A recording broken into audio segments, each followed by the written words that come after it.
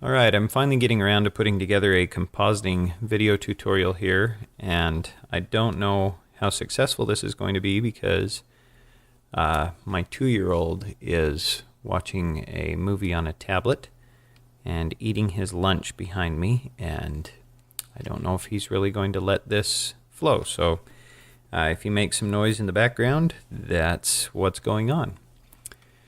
Okay, so we're starting off with a scene here. We're going to look at two methods of compositing here. Just a really simple shadow catcher, and then we're actually going to have Blender do the compositing for us. So to start off, basically the simplest method of creating a shadow catcher here, I've got this scene with two globes. This will help kind of demonstrate what works well and what doesn't work as well in terms of having shadow catcher. So I've got this scene with two globes. One of them just kind of has this wire mesh underlay where the oceans go. It's transparent, and the other has glass, so refractive transparency going on here, glass for the oceans. So let's start off creating a shadow catcher. We have a ground plane here. You can see, and I'm going to move that to layer 2. So tap M on the keyboard and then just click the second layer here, and you can see that it kind of disappears. And that's perfectly okay. It's on layer 2. So if I want to look at that, I can look at that here. Of course, everything that was on layer 1 is now gone. Move back, here's layer 1, here's layer 2. Okay. So basically, after we've done that, we kind of need to start dealing with some minutia here. So if we go over here to our Render Layers Data tab, you can see that we have two render layers. We're going to name our first one Object. We'll name our second one Shadow Catcher. So under Scene, we want our scene to include both layer 1 and layer 2. We have objects on both of those, so hold down Shift and click down the button for layer 2. That also selects them down here. And that applies to all of our render layers, so that particular setting for Scene, which layers are selected, that's not layer specific. Okay, after that, we'll go to our Object Render layer, and we're going to check the first layer, since that is in fact the layer that contains our objects. Then we will go to the Shadow Catcher layer and tell that to include our layer 2. Now, let's see, under Passes, I could have this wrong. I may have to come back and revise this, but I believe it's under the second layer here. We want to have our Shadows pass selected. Okay, so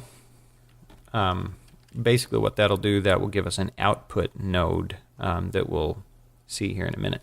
The last thing we need to do is under our render data, our render settings, we need to scroll down here to Film, and we need to check Transparent. That's going to be a consistent thing with both the shadow catcher creation method that we're showing here and also with the compositing method that we're going to show later. Both of those require this checkbox, Transparent. And basically what that does is that instructs Blender to render anything that doesn't actually have something modeled or a material in it. It will just render it transparent. You'll see why that's going to be handy a little bit later. Okay, so just to be funny, let's look through our camera here. Let's see, how many samples am I set up for? We're set up for 128. Let's take that down since we're just kind of looking at things here. Let's go down to 32 samples and do a quick render there.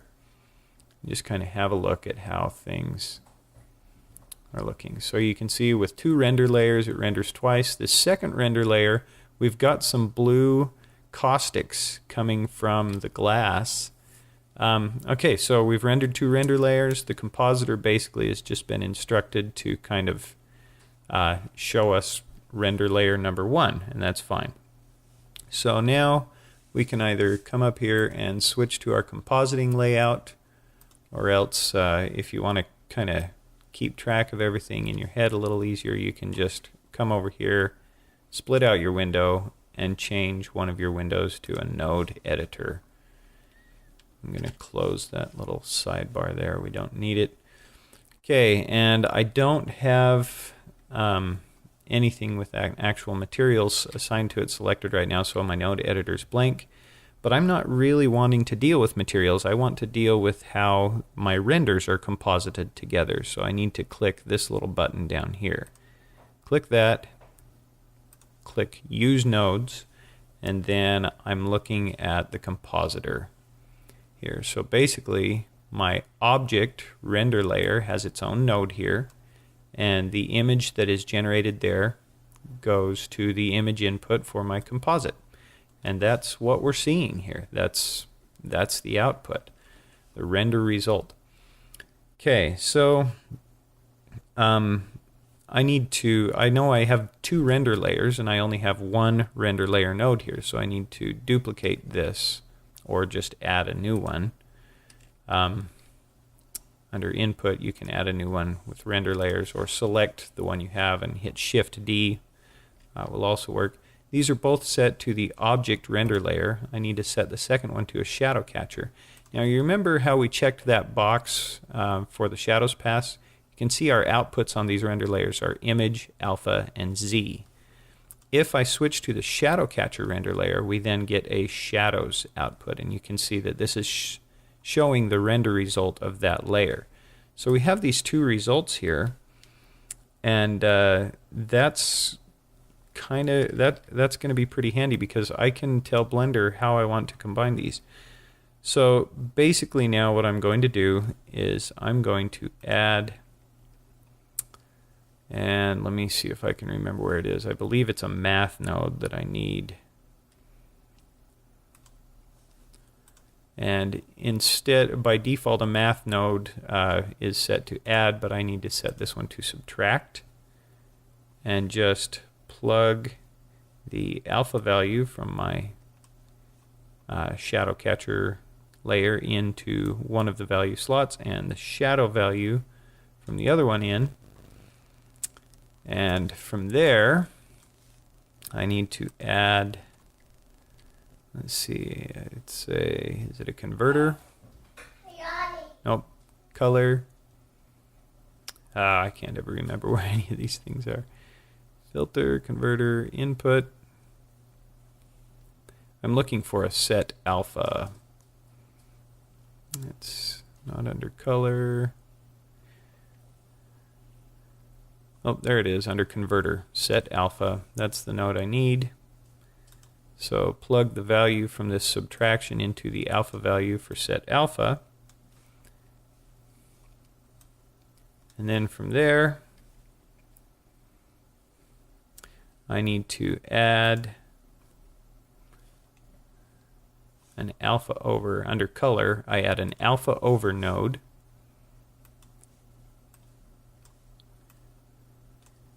And I plug the image output from my object render layer into the bottom slot here, and the image output from my set alpha layer into the top slot here.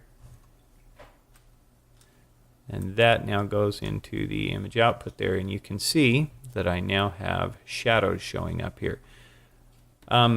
So that's kind of the strength of this, is I can now just save this image out. This is the way it's composited. This was already rendered. I don't need to hit render again. If you hit render again, you'll see that it goes through the same steps. It renders layer 1, then it renders layer 2. These are just the shadows. Everything's rendering just the way it was before, and then this is how it gets composited together. So if I were to save this image, save as image, and we'll just save this as globe with shadow catcher1.png, and sure enough it's set to RGBA, which means it's saving the alpha channel. Hit save that image, then yeah, that will save out what you see here, but you'll notice all of our blue has gone out of the shadows. Basically these are just black and white. They are anti-alias. They have some transparency and translucency to them, but these are basically just grayscale shadows. So that's a very simple shadow catcher that we've created. The other thing we need to do is we haven't really put a background image in here.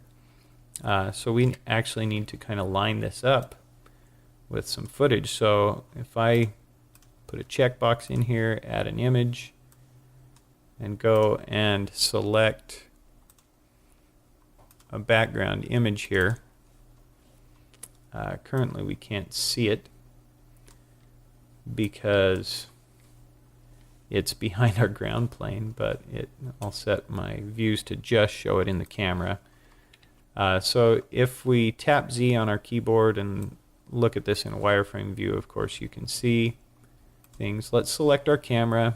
I know a couple of things about this image, one of which, if you double click here, open this in preview on a Mac and go to Tools and Show Inspector, it will show you all kinds of information about the you can look at the camera model. This is a Nikon D3100. You can look at the EXIF data and see that this was zoomed to 46 millimeters in focal length. So I can match that information in my camera data. If I select the camera here, which I have, you can see that border selected, go over to my camera data, I can dial in the sensor size of that particular camera. Or I've even got camera presets, and you can see that, as somebody pointed out in class, the Nikon D3100 is available there. So the sensor width is 23.1 millimeters. I can just change the focal length. I know this was zoomed to 46 millimeters. There we are. So I can actually kind of dial this in. Now that's not going to be very handy because in real world units, these globes are actually both 6 feet tall about. So I'm just kind of going to approximate their location here, but if I hit Shift F, come back and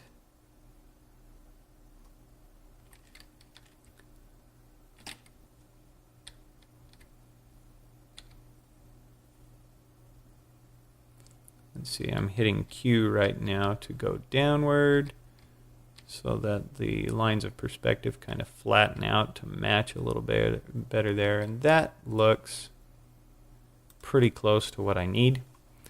I can then line up my light source here. We want to simulate a sun. Rotate. Oh. Let's have a look at our rendered viewport. That's not going to show us much right now. Over here under my background images properties, I can tell this to render the background image in front. It's 50% opaque. That will allow me to kind of line up the shadows where I think they ought to be. And of course my sun is way too bright now. Sun has no decay, so you don't want to simulate a sun. You don't want to turn it up as bright as other lights that do have that inverse square law decay built into them. So the sun's going to be a very small light source. You can see that these shadows are quite hard edged. These shadows are a little softer, so I'm going to shrink the size of my light source as well. 0.001 ought to do it. That gives me some nice hard edged shadows. That might be a little too hard. 0.008, let's try that. That's probably maybe a little, no, actually, you know, I might have had it in a good spot since we're approximating 0.00 or 0.01. Let's try that.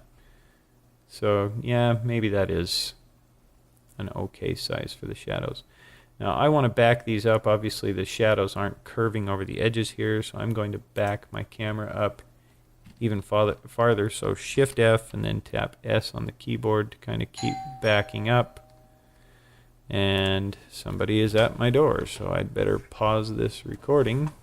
Once I've kind of got that lined up to my satisfaction here, what we can do now basically is just render this out again.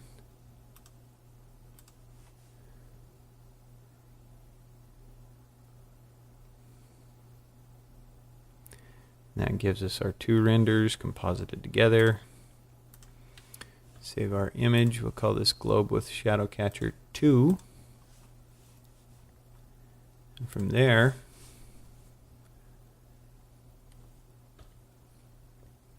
we can use whatever image manipulation tool of your choice. Photoshop here, for instance, to open our rendered image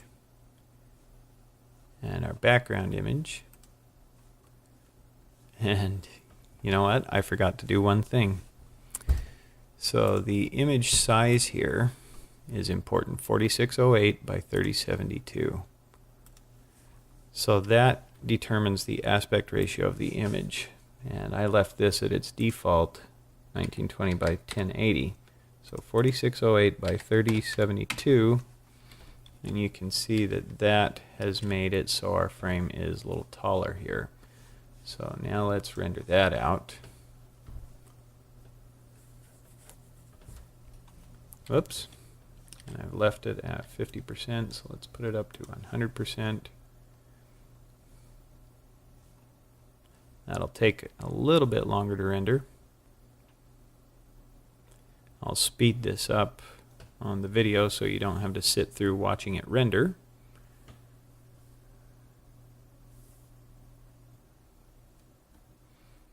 Alright, so from here, once again, we go to our image menu, save as image. We'll call this Globe with Shadow Catcher 3. Save that, and then back into Photoshop to open up our image. From here I can just copy my background image, so Command A, Command C, and Command V, paste it in there, and drag that layer underneath, and you can see that that pops in. It's not terribly convincing, it's too bright. You know, we probably need to probably even need to add some Gaussian blur or something to really make that blend. You can see the amount of blur on the photo compared to the amount of blur from the render. Those are pretty different, but that gives us a starting point. So if I did decide to maybe desaturate the colors just a little, that might be a good idea. Filter, blur, a little bit of Gaussian blur. Makes it look a little bit more like it belongs in that photo. The edges here don't look like they were made by different things as much if they share a common level of sharpness. Okay, so at this point I would save as, just save that as a JPEG to the same folder, and we will call this Globe Composite Shadow Catcher.jpg. Alright, and save that out, and that's method number 1.